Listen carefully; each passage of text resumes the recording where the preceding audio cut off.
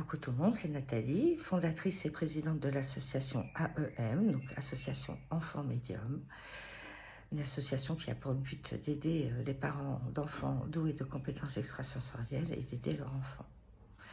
Alors, je fais cette petite vidéo pour clarifier les choses une bonne fois pour toutes, je le souhaite, car on me pose très souvent la question de savoir s'il est dangereux d'avoir un enfant médium. Eh bien, la réponse doit être courte et catégorique, non. Non, ce n'est pas dangereux. En revanche, ce qui est terriblement dangereux pour l'enfant, comme pour le parent finalement, c'est l'incompréhension. Donc il y a beaucoup de parents qui peuvent paniquer à l'idée que leur enfant soit médium, qui pensent même à des troubles psychiatriques, ou qui s'enferment carrément dans le déni. Voilà, non, ça n'existe pas, non, t'as rien entendu. Bon.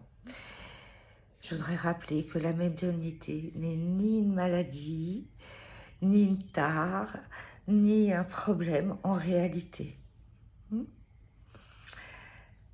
La médiumnité, vous le savez, ou je vous le rappelle, ou je vous l'informe, c'est une connexion particulière au monde invisible. Et ce monde invisible peut être tout à fait du type émotionnel uniquement. L'enfant va ressentir les émotions du lieu, d'une personne. Voilà.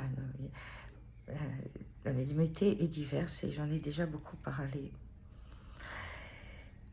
Quand elle est bien accompagnée, dans la compréhension, dans l'écoute, dans la bienveillance, la médiumnité chez l'enfant peut être absolument bien vécue et même s'épanouir dans sa médiumnité. Les enfants peuvent aller jusqu'à s'épanouir dans la médiumnité, parce que ça peut représenter un certain avantage que d'avoir des informations à l'avance, par exemple.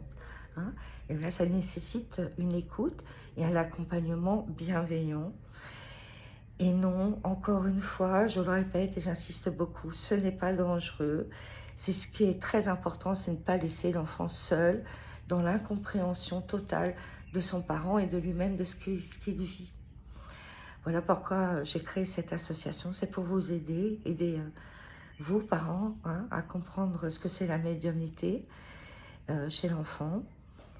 Et les enfants, d'aider les enfants à comprendre ce que c'est que la médiumnité et comment bien la vivre, la maîtriser, et oui, comment bien la vivre et être épanoui dans cette médiumnité.